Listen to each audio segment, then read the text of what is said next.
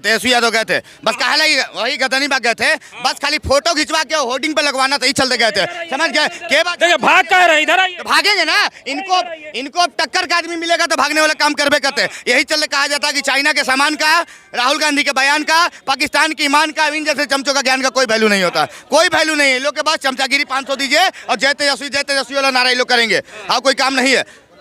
हम मानते हैं कि चिराग पासवान नहीं गए क्योंकि वो लड़ाई जो थी स्टूडेंट और सरकार के खिलाफ थी, एनडीए सरकार के खिलाफ थी, चलिए नहीं गए। लेकिन इनके तेजस्वी यादव खाली जाते हैं फोटो खिंचवा के, मैंने दिखाने के लिए, सहानुभूति के लिए कि हम आए हैं देख लो है। और 17 महीना में छात्रों को पिटवाए थे तो वो लोग बतिया नहीं कहेंगे तेजस्वी यादव, मतलब उनका जिम्मेवार नीतीश कुमार है। और नौकरी हम दिए, मतलब रसमलाई खाए के बारी आया तो तेजस्वी यादव का मुंह खुल जाएगा, लेकिन इमली चाटे के बारी आ जाएगा तो नीतीश कुमार पे हाथ लगाएंगे। नीतीश कुमार जी भी तो मतलब थोड़ा सा लड़खड़ाए हुए हैं, राष्ट्रगान का वहाँ पर राष्ट्रगान चल रहा होता है और वहाँ पर जो है मतलब हरकतें करने लगते हैं। हाँ तो कौन बोलता है भैया, विपक्ष ज्यादा बोलता है इस चीज को, ज्यादातर तेजस्वी उठाते हैं इस बात को। चलिए हम मानते हैं कि चलिए नीतीश कुमार ने गलत किया, लेकिन अपने बाबूजी के बारे में बोलेंगे कि राष्ट्र माता जी के बारे में कि राष्ट्रगान चल रहा था और दोनों कोई खड़े नहीं हुए।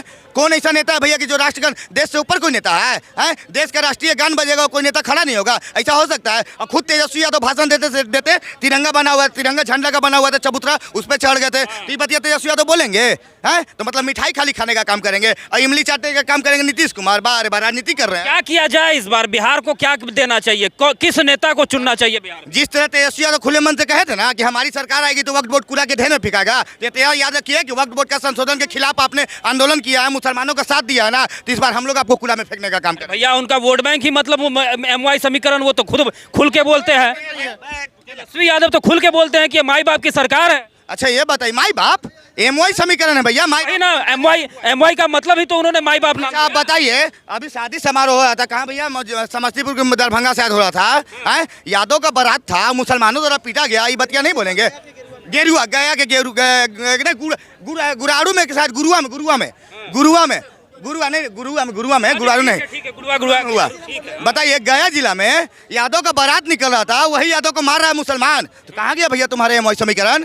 MY समीकरण कहाँ गया ये बताइए ना। अभी एक जगह देखे होंगे कि बेचारे यादव लोग पिटाए हैं मुसलमानों के द्वारा, तो उस समय तुम्हारा समीकरण क्या हुआ? तुमको तो जाति देख के वहाँ नहीं मारा कि तुम यादव हो तब मारा जा रहा है, तुमको हिंदू देख के मारा जा रहा है? तो तुम हिंदू बनने वाला काम करो ना, जाति में क्यों बटे हो? तो कन्हैया मित्तल ने को सही बात कहा था कि कंधों से ऊपर छाती नहीं होती और धर्म से बड़ी कोई जाति नहीं होती, और दीपक ही नहीं बचा तो बाती का क्या करोगे, और धर्म ही नहीं बचा तो जाति का क्या करोगे? समझ गया ना? अभी तो बिहार जाति में ही उलझा हुआ है। आप जाति जाति करते हैं, लेकिन बिहार आज भी जाति से बाहर नहीं निकल पाया है। अब तो जाति समीकरण हो रहा है, जाति जनगणना कराई जा रही है। तो वही तो बोल रहे, तरक्की इसी से होगा भैया। जब तक जाति में बटे रहोगे, जात के नाम पे वोट देने का काम करोगे, तो फिर लाठी खाओ, लाठी करो, बोलेंगे तो डायरेक्ट। सर केंद्र में आप किसे समर्थन करते हैं? केंद्र में तो हम एनडीए समर्थन करते हैं और बिहारों में एनडीए करते हैं। आगे बताइए। एनडीए समर्थन करते हैं, वही एनडीए सरकार ने लाया है जाति जनगणना, क्या कहिएगा इस पर? नहीं, अब हम बताते रहे हैं, हम किसी नेता का तलवा चाटने वाला काम नहीं करते हैं।